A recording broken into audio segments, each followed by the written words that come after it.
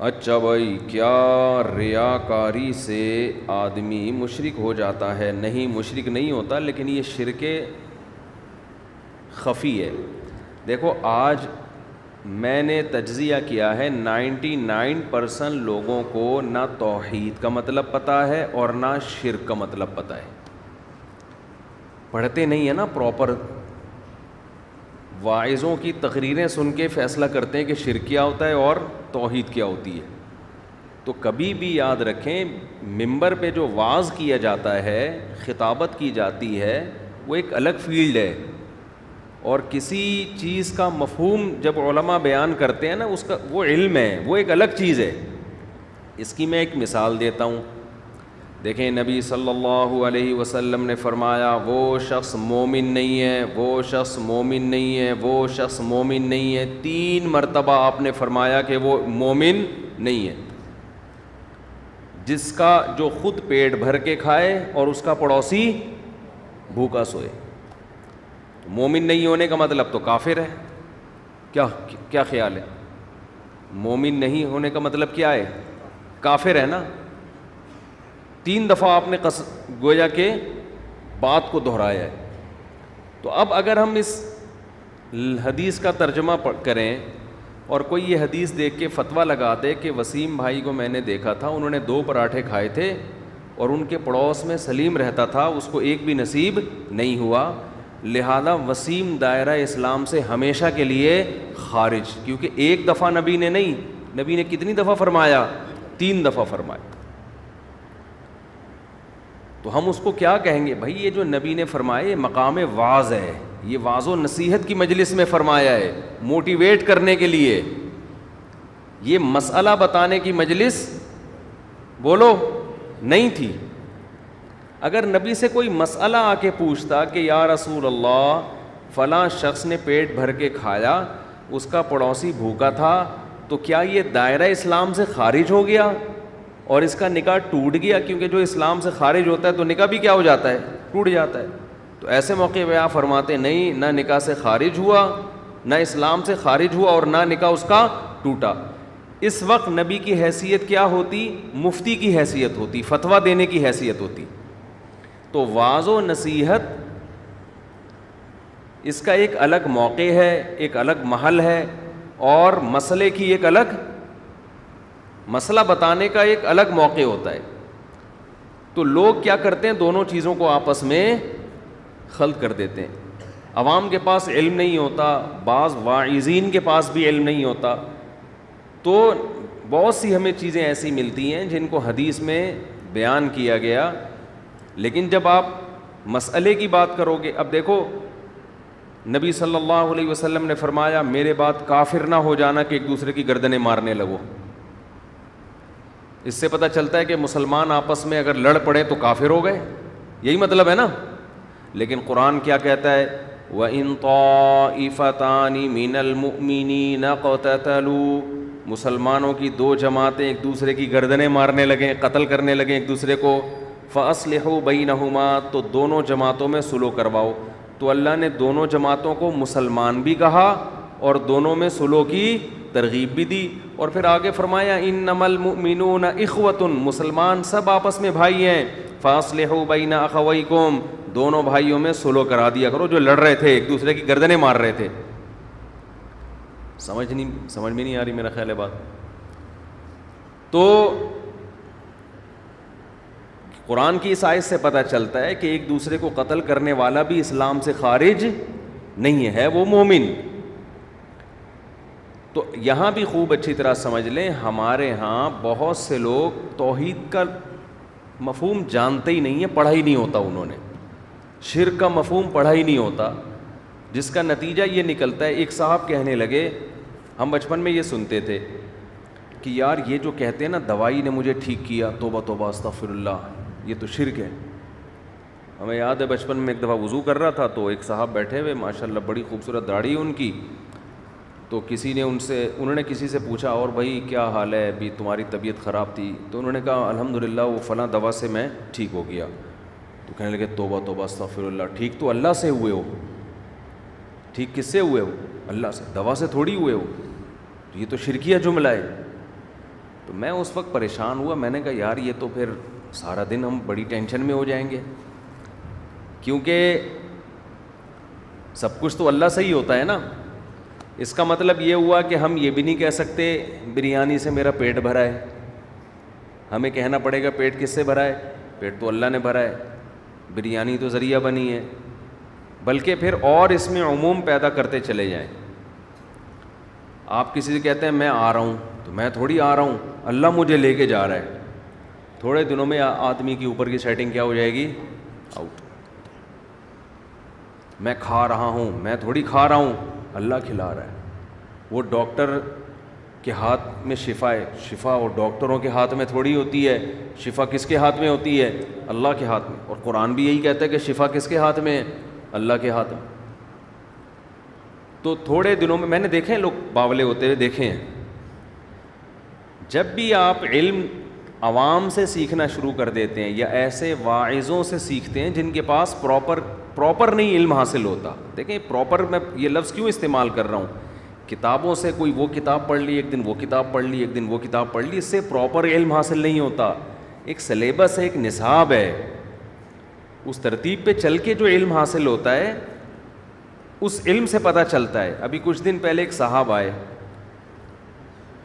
پہلے میں یہ اس کو کلیئر کر دوں, آج یہ مسائل ہی کی جو ہے نا نشست ہے, آپ نے جو پوچھنا ہے پوچھ لیں, ٹھیک ہے نا. کچھ دن پہلے میں اس کو کلیئر کر لوں, یہ جو ہم کہتے ہیں نا دوا سے میں ٹھیک ہو گیا, تو یہ نسبت مجازی ہوتی ہے. اللہ ہی نے دوا کو ذریعہ بنایا ہے نا, تو یہ مجازن نسبت ہوتی ہے, یہ جائز ہے. قرآن میں تو اس سے بھی بڑھ کر مجازن نسبت کی گئی ہے. قرآن کہتا ہے کہ پیغمبر اس لیے دنیا میں آتے ہیں کہ حضرت عیسیٰ نے فرمایا کہ میں اس لیے دنیا میں آیا ہوں کہ کچھ چیزیں جو تم پر حرام کر دی گئی تھیں ان کو میں حلال کر دوں. حالانکہ قرآن بار بار کہتا ہے کہ حلال و حرام کرنے کا رائٹ کس کا ہے, اللہ کا. تو حضرت عیسیٰ کیسے کہہ رہے ہیں کہ میں حرام کر دوں؟ تو ظاہر ہے حضرت عیسیٰ اس کی حلت کو بیان کریں گے اللہ کے حکم سے. اس لیے نسبت کس کی طرف ہو رہی ہے, حضرت عیسیٰ کی طرف ہو رہی ہے. تو یہ وہمی بن جاتا ہے انسان ان چیزوں سے. تو کوئی حرج نہیں ہے, آدمی کہتے بھائی اس دوا سے میں ٹھیک ہوا ہوں اور جو ہے یہ تیل سر پہ لگایا تھا تو بال نکل آئے, اس میں کوئی حرج نہیں ہے. تو علم پراپر حاصل کرنا پڑتا ہے. ابھی کچھ دن پہلے ایک صاحب آئے, انہوں نے ایک سوال کیا. سوال یہ کیا, اب وہ 2 شادیوں پر بحث بالکل مقصد نہیں ہے, وہ آئی تھی وہ پڑھی نا انہوں نے. میں خود بھی تھک گیا ہوں یار, کرتے تو ہیں نہیں تو کیا فائدہ باتیں کرنے کا. جی اچھا ماشاء اللہ, اچھا ماشاء اللہ, اچھا ماشاء اللہ. قرآن کے الفاظ ہیں وَإِنْ خِفْتُمْ أَلَّا تُقْسِطُوا فِي الْيَتَامَى فَانْكِحُوا مَا طَابَ لَكُم مِّنَ النِّسَاءِ مَثْنَىٰ وَثُلَاثَ وَرُبَاعَ, کہ اگر تمہیں یہ خوف ہو کہ تم یتیم بچیوں کے ساتھ ناانصافی کرو گے, تمہیں اگر یہ خطرہ ہے کہ تم یتیم بچیوں کے ساتھ ناانصافی کرو گے تو پھر 2 3 اور 4 عورتوں سے نکاح کرو. ہم کیا کہتے ہیں, 2 3 4 عورتوں سے نکاح جائز ہے, چاہے یتیم بچیوں سے ناانصافی کا خوف ہو یا نہ ہو. کیا خیال ہے بھائی, کیا ہو گیا؟ کسی بھی مفتی کے پاس آتے ہو, آپ کہتے ہو میں 4 کرنا چاہتا ہوں, 3 کرنا چاہتا ہوں, وہ کہے گا ایک شرط ہے کہ سب کے حقوق برابر ادا, اس کے علاوہ کوئی اور شرط نہیں ہے. لیکن قرآن تو بیان کر رہا ہے ایک شرط ہے, وَإِنْ خِفْتُمْ, ان کا معنی اگر تمہیں یہ خطرہ ہے کہ تم یتیم بچیوں کے ساتھ ناانصافی کرو گے تو پھر 2 3 اور 4 کرو. کیا مطلب, اگر یہ خطرہ نہیں ہے تو پھر نہیں کرو, یہی مطلب ہوا نا. اب جس نے پراپر طریقے سے اصول فقہ نہ پڑھا ہو, اصول فقہ کسے کہتے ہیں, قرآن اور حدیث سے جو مسائل نکالے جاتے ہیں نا, ان کے اصول اور ضابطے کیا ہیں, سمجھتے ہو کہ نہیں سمجھتے؟ اس قرآن اور حدیث میں دیکھو کیا سمجھائیں یار, بات سے بات نکلنا شروع ہو جاتی ہے. قرآن اور حدیث میں 2 طرح کے مضامین ہیں.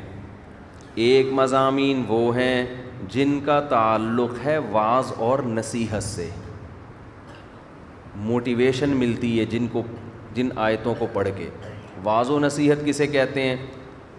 بھئی قرآن بتاتا ہے جنت بھی ہے جہنم بھی ہے, اللہ کی کبریائی, اللہ لا الہ الا هو الحی القیوم, اللہ وہ ذات ہے جس کے سوا کوئی عبادت کے لائق نہیں, الحی زندہ ہے, القیوم ہر چیز کو تھامنے والا ہے. یہ اللہ کی بڑائی بیان ہو رہی ہے, اس سے انسان کو موٹیویشن ملتی ہے, عمل کا جذبہ پیدا ہوتا ہے.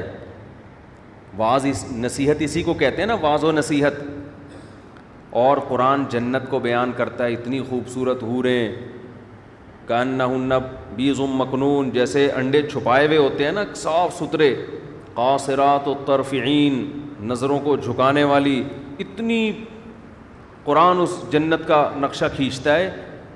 تو جس آدمی میں تھوڑی سی غیرت ہوتی ہے اس کو جنت کا شوق پیدا ہو جاتا ہے. جہنم سے اتنا ڈراتا ہے کہ آدمی میں خوف پیدا ہوتا ہے. تو یہ جو واعظ و نصیحت والی آیتیں ہیں کہ موت کے بعد زندہ ہوگے تم, مٹی میں ہم جان ڈالیں گے, یہ کہلاتی ہیں ذکر والی آیتیں, نصیحت والی آیت. میں آ رہی ہے بات کہ نہیں آ رہی ہے؟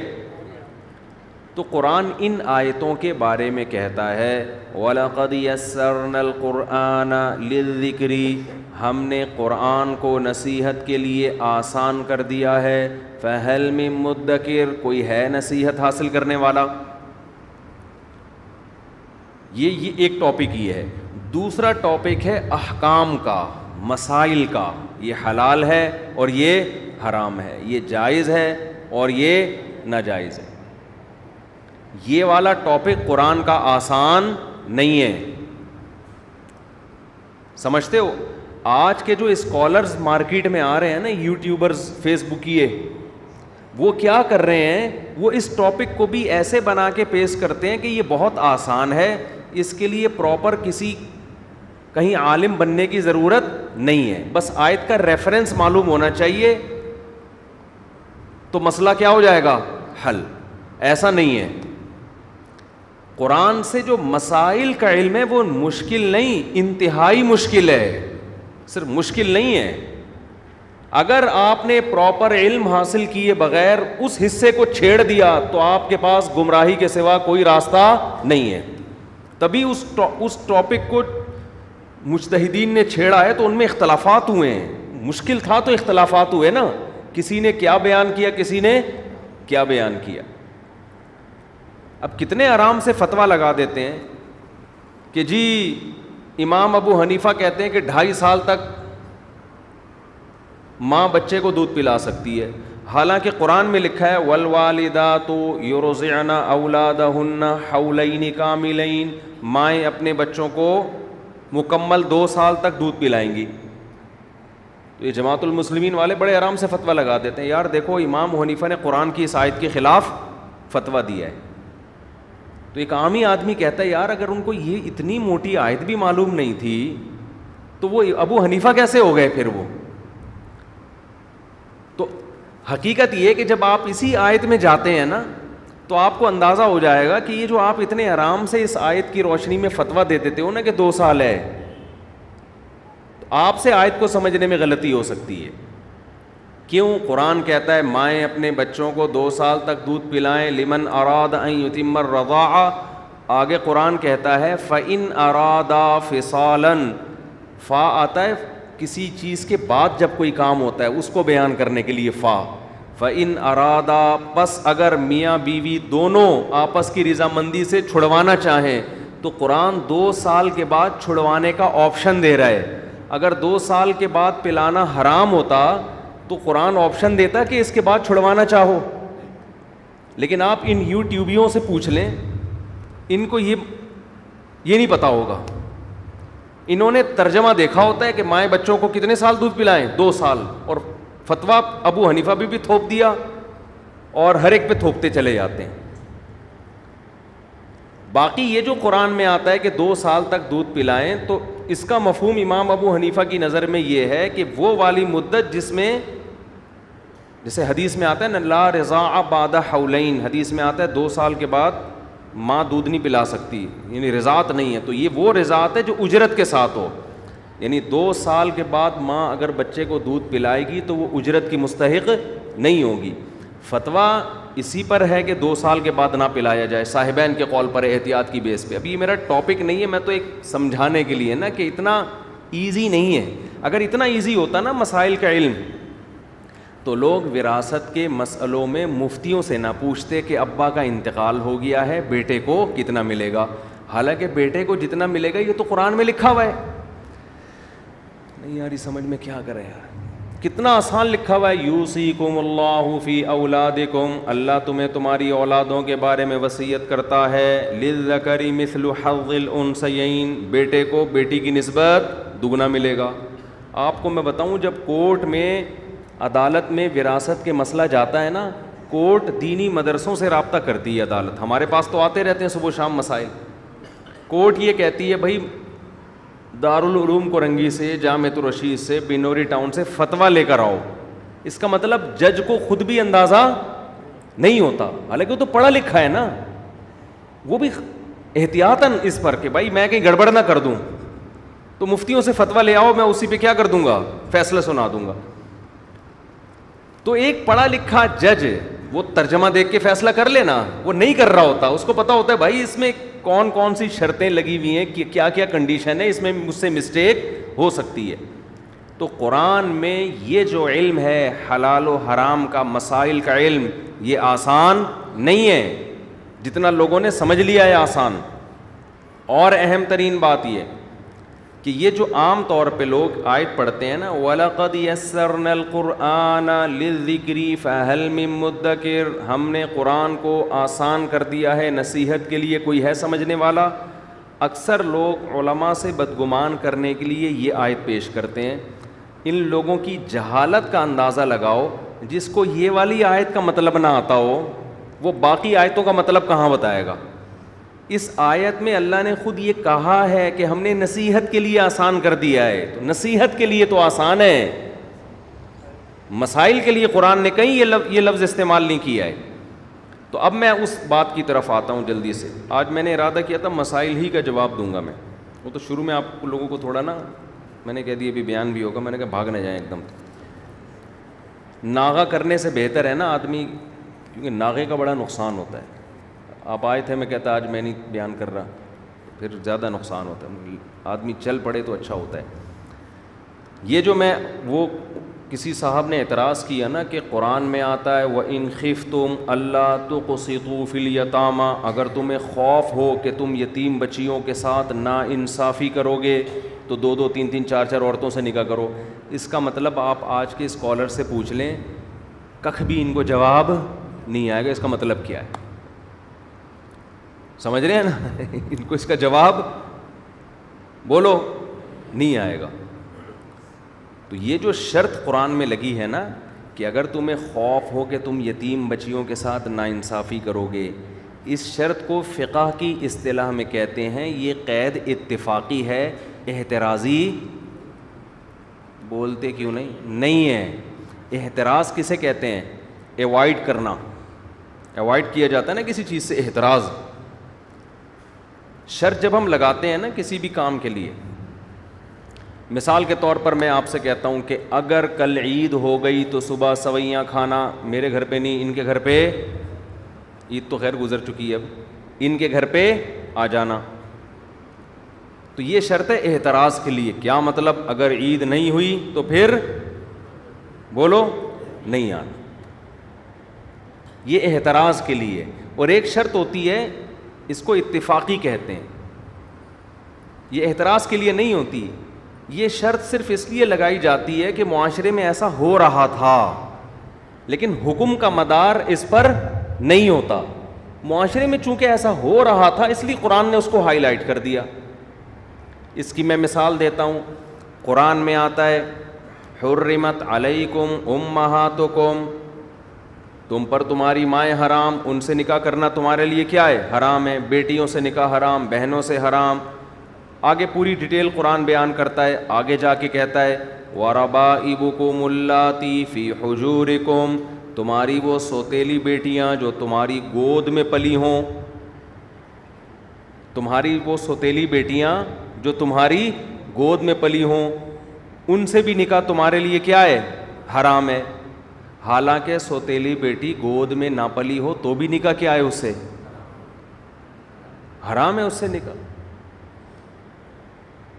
تو یہ جو شرط قرآن بیان کر رہا ہے نا، یہ شرط ہی ہو گئی نا کہ وہ بیٹی جب کسی حکم کو کسی صفت کے ساتھ بیان کیا جاتا ہے تو وہ صفت شرط کے معنی میں ہوتی ہے. مثال کے طور پر، اب ہر بات سے نا مثالیں نکلتی چلی آ رہی ہیں. مثال کے طور پر میں آپ کہتے ہیں اس میں شرط کہاں ہے؟ اف یا اگر کا لفظ تو نہیں آ رہا نا یہاں پہ. ابے بھائی اگر یوں ہوتا کہ تمہاری بیٹیوں سے، سوتیلی بیٹیوں سے نکاح حرام ہے اگر وہ تمہاری گود میں پلی ہوں، تو ہم کہتے ہیں یہ ایک شرط بیان ہو رہی ہے. یہاں اگر کا لفظ تو ہے نہیں نا. تو یہ میں سمجھا رہا ہوں کہ اگر کا لفظ نہ بھی ہو، جب کسی آرڈر کو کسی خاص صفت کے ساتھ بیان کیا جاتا ہے تو وہ صفت شرط ہی کے معنی میں ہوتی ہے. مثلا میں آپ سے کہتا ہوں جو شخص عالم ہو اس کو کھانا کھلا دو، تو یہ شخص کی صفت کیا ہے؟ عالم. مطلب یہی ہوتا ہے اگر وہ عالم ہے. تو قرآن کیا کہہ رہا ہے؟ تمہاری وہ سوتیلی بیٹیاں جو تمہاری گود میں پلی ہوں ان سے نکاح تمہارے لیے کیا ہے؟ حرام. تو مطلب یہ کہ اگر وہ گود میں پلی ہوں. تو یہ جو شرط ہے نا یہ اعتراضی نہیں ہے. یہ قرآن نے اس معاشرے کی رعایت کرتے ہوئے بتایا کہ عام طور پر سوتیلی بیٹیاں سوتیلے باپ کی گود میں پلتی تھیں، اس لیے قرآن نے اس کو ہائی لائٹ کر دیا. ورنہ سوتیلی بیٹی سوتیلے باپ کی گود میں نہ بھی پلے تو بھی اس سے نکاح کیا ہے؟ حرام ہے. پوری امت کا اجماع اس میں. ایک اور مثال اس سے بھی آسان، قرآن کہتا ہے وَلَا تُكْرِهُوا فَتَيَاتِكُمْ عَلَى الْبِغَاءِ إِنْ أَرَدْنَا تَحَصُّنًا. اپنی باندیوں کو زنا پہ مجبور مت کرو اگر وہ زنا سے بچنا چاہتی ہیں. کیا مطلب؟ اگر نہیں بچنا چاہتی تو مجبور کر سکتے ہیں کیا؟ یا کروا سکتے ہیں ان سے زنا؟ پھر بھی نہیں کروا سکتے. تو یہ اگر کا مطلب یہاں یہ نہیں ہے کہ اگر یہ نہیں ہے تو پھر ٹھیک ہے. یہ اس لیے قرآن نے بیان کیا کہ مسلمان باندی بچنا چاہتی ہے، معاشرے میں یہ رواج تھا اور آج بھی ہے. وہ کیوں کرے گی بھائی؟ تو چونکہ یہ تو طے شدہ ہے کہ وہ کیوں کرے گی، اس لیے قرآن نے کہا تو وہ تو بچنا چاہتی ہے. لیکن اگر بچنا نہ بھی چاہے پھر بھی آپ اس کو نہ مجبور کر سکتے ہیں اور نہ ترغیب دے سکتے ہیں. تو یہ شرطیں ہوتی ہیں. اس کی ایک آسان مثال دے کے بس پھر میں آگے چلتا ہوں. قرآن میں آتا ہے وَمَن لَّمْ يَسْتَطِعْ مِنكُمْ طَوْلًا أَن يَنكِحَ الْمُحْصَنَاتِ الْمُؤْمِنَاتِ فَمِمَّا مَلَكَتْ أَيْمَانُكُمْ. جو تم میں آزاد عورت سے نکاح کی طاقت نہیں رکھتا تو کسی کی باندی سے نکاح کر لے. جو تم میں آزاد عورت سے نکاح کی طاقت نہیں رکھتا تو کسی کی باندی سے، آج کل باندیاں شارٹ ہیں یہ ذہن میں رکھیں، کسی کی باندی سے وہ کیا کر لے؟ نکاح کر لے. امام ابو حنیفہ یہاں بھی یہ کہتے ہیں کہ اگر آپ میں آزاد عورت سے نکاح کی طاقت ہے تو بھی باندی سے نکاح کر سکتے ہو آپ. حالانکہ قرآن کیا کہہ رہا ہے؟ جس میں نکاح کی طاقت نہیں ہے آزاد عورت سے وہ کیا کرے گا؟ باندی سے نکاح. اب کوئی امام حنیفہ پہ فتویٰ لگا سکتا ہے نا کہ یار قرآن تو کہہ رہا ہے اگر آزاد عورت سے نکاح کی طاقت نہیں ہے تو کسی کی باندی سے نکاح کرو. امام حنیفہ کہہ رہے ہیں اگر طاقت ہے تو بھی کر سکتے ہو. تو کہے گا یار ان کو تو قرآن کی آیت نہیں پتہ. بھائی ان کو پتہ ہے تمام لوازمات کے ساتھ کہ قرآن میں کون سی قید کس نیت سے بیان کی جاتی ہے. تو یہاں بھی خوب سمجھ لیں، یہ جو قرآن کہتا ہے کہ تم اگر یتیم بچیوں کے ساتھ ناانصافی کا تمہیں خوف ہے، اصل میں اس وقت خوف ہوتا یہ تھا کہ لوگ یتیم بچی کو کی کفالت کرتے، جب وہ بالغ ہوتی تو تھوڑے سے مہر میں شادی کر لیتے. مہر کا مطالبہ کرنے والا ابا تو ہے نہیں تو وہ بیوقوف بن جاتی. تو قرآن نے کہا اس کو بیوقوف مت بناؤ. اگر تمہیں خطرہ ہے کہ تم اس کو تھوڑا مہر دو گے تو پھر اس سے نہیں کرو، اس سے اس کو کرنے دو جو اس کو پورا مہر دے. تم اس کے علاوہ دو تین عورتوں سے نکاح کرو جو کہ تمہارے لیے آلریڈی پہلے سے کیا ہیں؟ حلال ہیں. تو یہ آج تھوڑی سی خشک بحث ہو گئی. یہ صرف یہ سمجھانے کے لیے کہ یہ جو آج کل کے اسکالرز مارکیٹ میں آ رہے ہیں یہ پراپر پڑھے ہوئے نہیں ہوتے، بس یہ ریفرنسز کی بات کر کے رائے تھوپ رہے ہوتے ہیں اور عوام ان سے متاثر ہو رہی ہوتی ہے. یہ جو چاروں فقہ پڑھائے جاتے ہیں نا مدارس میں، فقہ حنفی، فقہ مالکی، فقہ شافعی، فقہ حنبلی، ان میں پراپر اصول پڑھائے جاتے ہیں. اسی وجہ سے ہم کہتے ہیں ان چاروں میں سے کسی ایک کو فالو کرو، کیونکہ ان کے اصول بھی طے شدہ ہیں، ان کی کتابیں بھی صدیوں سے ہیں. ان کے علاوہ اب تک پانچواں فقہ ایسا مارکیٹ میں آیا ہی نہیں ہے جس کے اصول مرتب ہوئے ہوں اور اس کی کتابیں لکھی گئی ہوں. جب کتابیں ہی نہیں لکھی گئیں، اصول ہی نہیں ہیں، تو پھر اکائیاں ہیں. ایک مفتی یہاں سے کچھ فتویٰ دے گا، دوسرا مفتی وہاں سے کچھ فتویٰ دے گا. کوئی ضابطہ ہی نہیں ہے مسائل بیان کرنے کا. کسی کو سعودیہ کے مفتی اعظم کا فتویٰ اچھا لگے گا کہ چلو جی وہاں سے بن باز کا فتویٰ لے لو، کسی کو البانی کا فتویٰ اچھا لگے گا، کسی کو ابن تیمیہ کا فتویٰ اچھا لگے گا، کسی کو جناب یہاں کا فتویٰ اچھا لگے گا، کسی کو اپنا والا اچھا لگے گا. اس سے امت کیا ہوگی آپس میں؟ جو بیڑا غرق امت کا ہوگا اور جتنا ہو چکا اس سے زیادہ ہوگا. ایسا بھیانک مستقبل ہے نا مسلمانوں کا کہ آپ کی سوچ ہوگی. تو اس لیے ہم منع کرتے ہیں لوگوں کو، بھئی جو ایک چیز مرتب ہو چکی ہے اسی میں سے کسی ایک کو فالو کیا جائے. آگے چلتے ہیں یار، آج زیادہ پیچیدہ بحث ہو گئی، تھوڑی خشکی بحث. اچھا بھائی، ریاکاری سے آدمی مشرک ہو جاتی ہے، یہ اس کا جواب ہے. شرک کی ایک ڈیفینیشن ہے. یہ جو تبلیغ والے کہتے ہیں نا لا الہ الا اللہ کا مفہوم ہے اللہ سے سب کچھ ہونے کا یقین اور غیر اللہ سے کچھ نہ ہونے کا یقین آئے، تو یہ جو تبلیغی جماعت والے کلمے کا مفہوم بیان کرتے ہیں یہ بھی ایک واعظ کی حیثیت سے بیان کرتے ہیں. ورنہ کلمے کی جو اصل مفہوم ہے نا، جب کوئی مفتی بیان کرے گا تو وہ پوری توحید کو ڈیفائن کرے گا اس کہ معبود کی ڈیفینیشن کیا ہے. لا الہ کا مطلب خدا کے سوا کوئی عبادت کے لائق نہیں ہے. تو معبود کی ڈیفینیشن وہ باقاعدہ اس کو ڈیفائن کیا جائے گا کہ معبود کسے کہتے ہیں. اگر آپ اللہ کے علاوہ وہ والا معبود کسی کو مانتے ہیں تو مشرک ہو جاتے ہیں، اور اگر نہیں مانتے تو آپ مشرک نہیں رہتے، بے شک آپ عملی زندگی میں کتنے کمزور ہوں. تو واعظ کی مجلس الگ ہوتی ہے بھائی، علم کی مجلس الگ ہوتی ہے. تو جب بھی کوئی مسئلے کی بات آئے نا تو مفتیوں سے پوچھ لیا کرو، ورنہ لوگ واعظ و نصیحت کی محفل میں ایک دم جذبات میں آتے ہیں. ایک صاحب نے کیا کیا، نیسلے کمپنی کے خلاف بیان سنا کہ بھئی یہ تو ملٹی نیشنل کمپنی ہے یہودیوں کی اور یہ فلاں، اور انہوں نے ایک برانچ تھی ان کے پاس وہ بند کر دی، بے روزگار ہو کے روڈ پہ آ گئے، بیڑا ہی غرق ہو گیا. تو میرے پاس آئے کہ یار اس میں تو جراثیم ہے اور یہ ہیں اور فلانا ہے. میں نے کہا بھائی یہ صرف ایک کسی نے مضمون لکھ دیا ہوگا، یہ کوئی تحقیق شدہ بات تھوڑی ہے.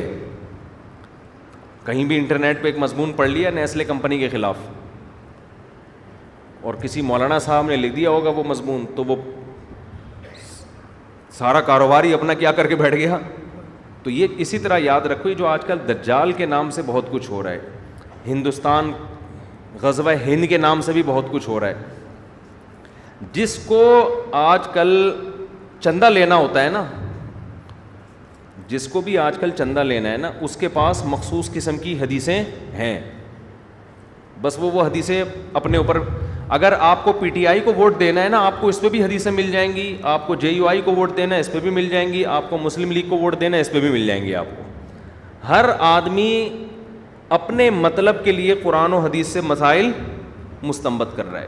ایک چیز کا ہمیشہ اہتمام کریں، جب بھی آپ کنفیوز ہوں مسائل میں، آپ کسی بڑے دارالافتاء سے، بڑے مدرسے سے ریٹن میں فتویٰ لیں. آپ جو بڑے بڑے مدارس ہیں نا، صدیوں سے چلے آ رہے ہیں، جیسے دارالعلوم کورنگی میں جو علماء بیٹھے ہوئے ہیں، ایک مثال دے رہا ہوں، حضرت مفتی تقی عثمانی صاحب، ان کے استاذ مفتی رشید احمد صاحب اور دیگر اساتذہ، پھر ان کے استاذ، یہ سلسلہ عبداللہ بن مسعود سے ہوتا ہوا نبی صلی اللہ علیہ وسلم تک پہنچتا ہے. تو جب کسی ادارے سے فتویٰ لیا جاتا ہے نا، اس میں غلطی کا امکان کم ہوتا ہے. بنوری ٹاؤن سے آپ فتویٰ لیں، جامعۃ الرشید، کسی بھی ریلائبل ادارے سے فتویٰ لیں، ریٹن میں فتویٰ لیں. ریٹن میں کیا ہوتا ہے کہ اور زیادہ احتیاط ہوتی ہے، نپے تلے الفاظ ہوتے ہیں، ذرا بھی مفتی دائیں بائیں. میں فتوے کا کام کرتا ہوں نا، ہمارے پاس جب فتویٰ آتا ہے، زبانی فتویٰ ہم آرام سے دے دیتے ہیں.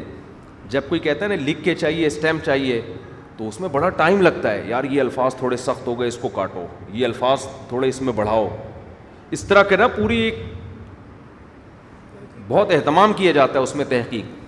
تو فتویٰ گوگل سے نہ لیا کرو, یوٹیوب سے نہ لیا کرو, فتویٰ ان کے ماہرین سے لیا کرو.